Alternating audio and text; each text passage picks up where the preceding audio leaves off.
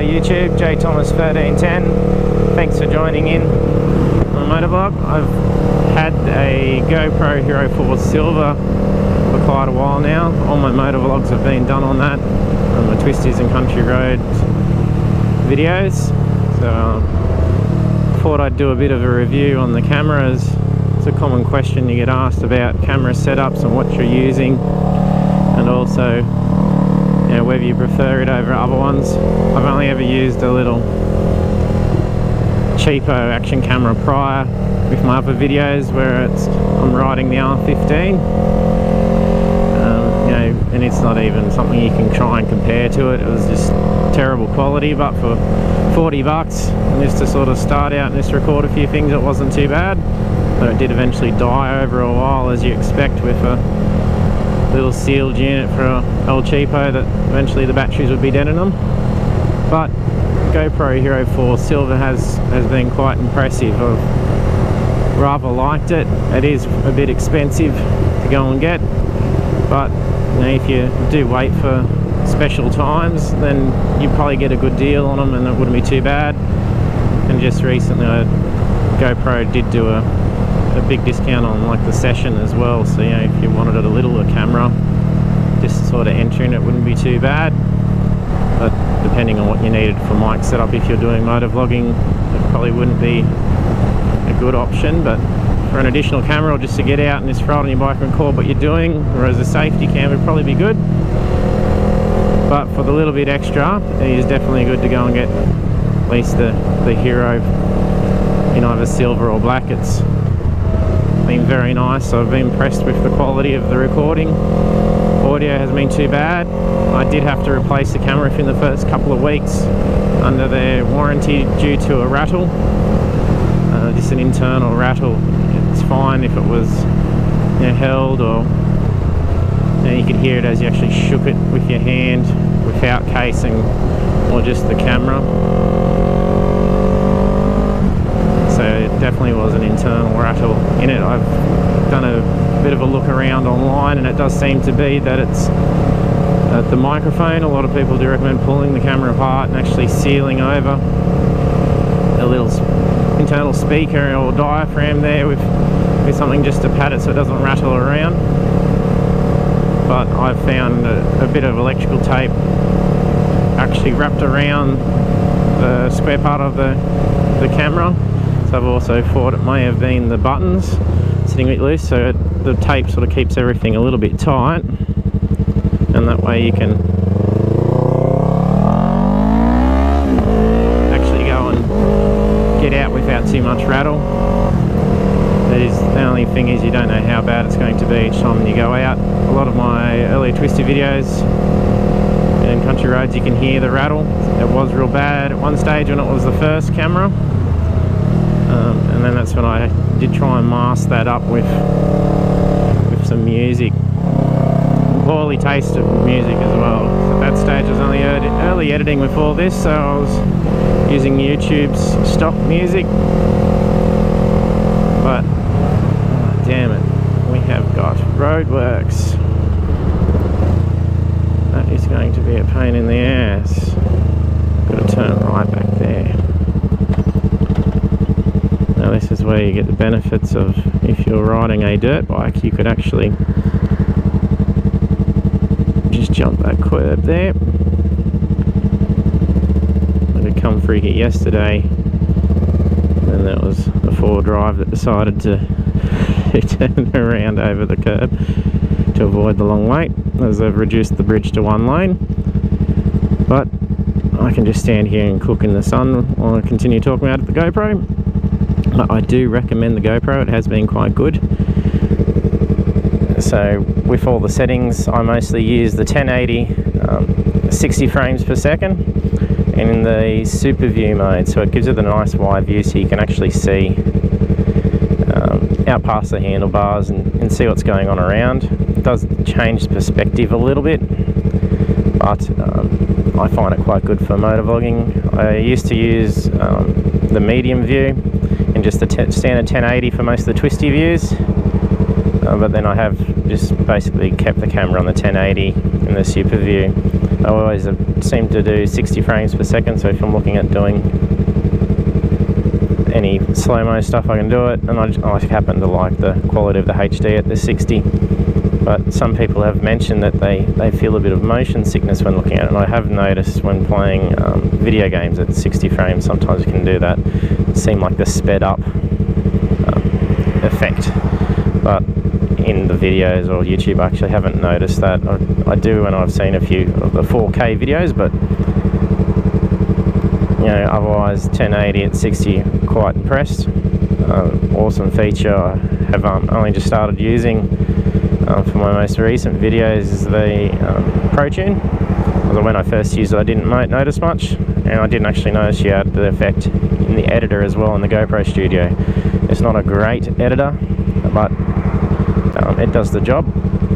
I have also got another editor, TrackX, which I've used. The first one I've actually used for it was my 2015 compilation. So if you have a look at it, that'll show you sort of what it can do. It was just using already pre-edited, exported videos from the GoPro Studio, as I found I couldn't go back through and re-edit any exported clips from the GoPro Studio with GoPro. So that's when I went and found the TrackX. But as for all the views that you can do in it, it's got a broad range. You can do some lower recording, or lower quality recording should I say, so you can get a lot of data kept onto the card. I use a 32 gig card, and I find I can go out for a couple of hours ride and actually have it all sitting there. When I get back home, you know, nothing's ran out, which is rather good. Looks like things are moving. This is getting incredibly hot, and it's probably a little bit boring to look at, but we should be out of here in a sec. I really should have avoided this. But the Pro Tune setting, I've been rather impressed. I did actually realise in my last couple of ones I've just edited, I've actually forgot to add the Pro Tune effect. So you'll be able to see a bit of a difference. It is a lot more vibrant in colour, a lot deeper, a lot darker. Greens show up quite nice, and deep blues, you'll notice the difference in the tank, because it just seems to be more of a contrast that's sort of whitens everything when you don't use it. So we're going to get out of here. Thank goodness that's there.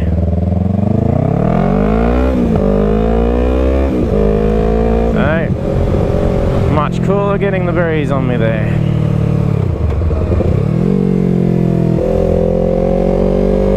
That was a joke. I don't know why they're doing it, and then start of school holidays, so traffic's increasing, but they always seem to wait for that. But I'll with Pro Tune,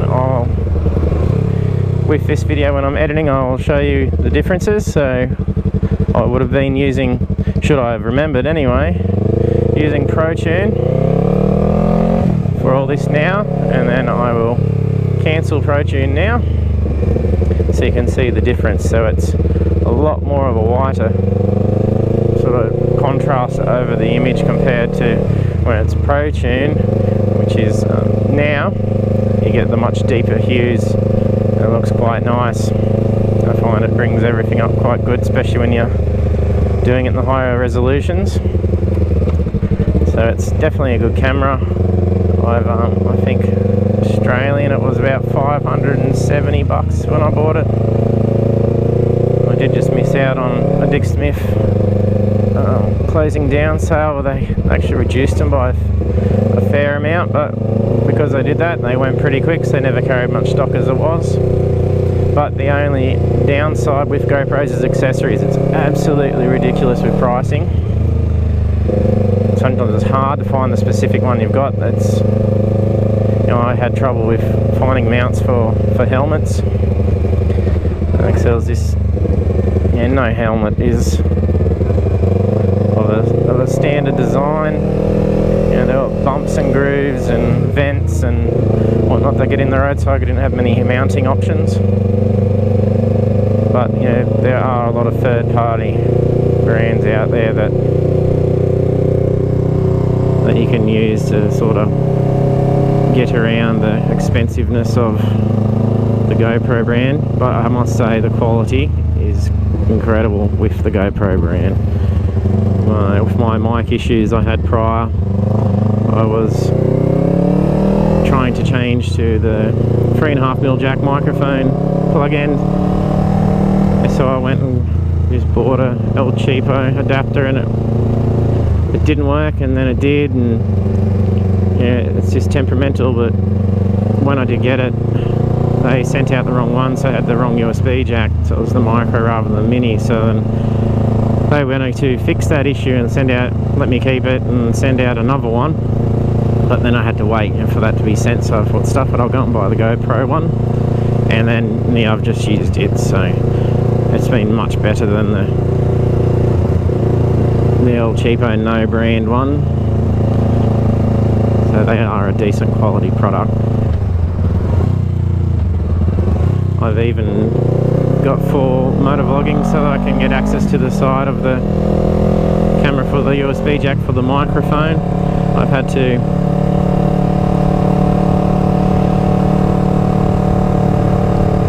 end up using a no-name brand for it. Just doing a big spiral in the blocks here, so down around, suss things out, but it's been a good little case. So it's good quality plastic, so I haven't had any issues with, you know, the image being a bit hazy with the plastic. It's been good. I had the completely sealed case which comes with the camera for the GoPro brand one, so it's pretty good. It's even came off the bike while I was doing about 60 k's an hour, and it survived, and the camera survived. It's just got a little bit of a scratch on some of the black around the lens cover, but didn't scratch the actual plastic in front of the lens, which I was really worried about, so it's pretty good. I've got that video on the channel that you can see with the camera coming off. It actually just landed on its back and skidded along the ground. It had the suction cup attachment, but my mounting options for when I am motovlogging is the chest mount, so it just lips through the shoulders, and then clips in the middle, so it's right in my chest. I do find where the camera sits in it, the camera is a little to the left, so I've got to squeeze everything over to the right a bit, so it's getting more of a middle view. Otherwise it tends to get mostly all left. I haven't had to play with the fisheye setting. When you edit anything, I can't seem to notice too much. I don't know if you can notice in the videos, but I haven't tend to found it as much with the super view. So it's been a good reliable camera. I will be sticking with GoPro until I've probably seen other cameras and may mix and match, but with having the GoPro, I think I'll definitely be sticking with it. And only add additional GoPros to it, probably the Session, because I don't need another one with external mic or anything, just another view like in some of my twisties, as I did always just use the one camera and do a few laps of the same place and try and mix up, where if I can have the two running at the same time, it'd be so much easier. Less time spent out on the bike, which could be good and bad, but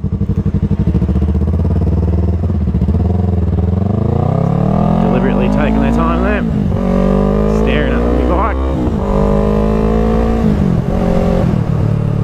But that's an investment later down the track. That's what I wanted to try and do with some of the clearance sales, so I'll be keeping an eye out for them over the next few months, see if I'm going to add one to it. And I might even do a review on the dual setup once I've gone through and done all that. But I highly recommend using the GoPro. But ultimately you probably look at just the less ones that, you know, it does a lot of extras that you don't need. I've played with the time lapse. It was pretty cool, but it's got a great few settings to play around with. So keep you entertained for a while. The only thing I don't like it for is for taking pictures. It's just useless.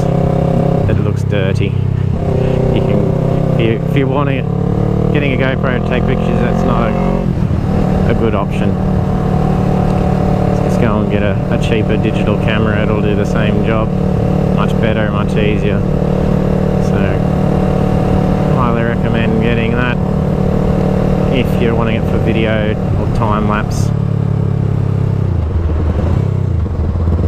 So thanks for joining me for my review on the GoPro Hero 4 Silver. If there's any questions, I'm happy to answer it. I get a lot of questions from time to time regarding it, so show up this guy as we're going.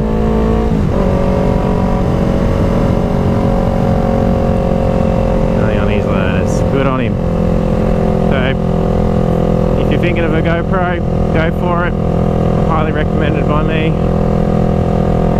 If there's any, feel free to email me, drop me a comment below, and stay safe out there if you're riding. Keep the rubber side down.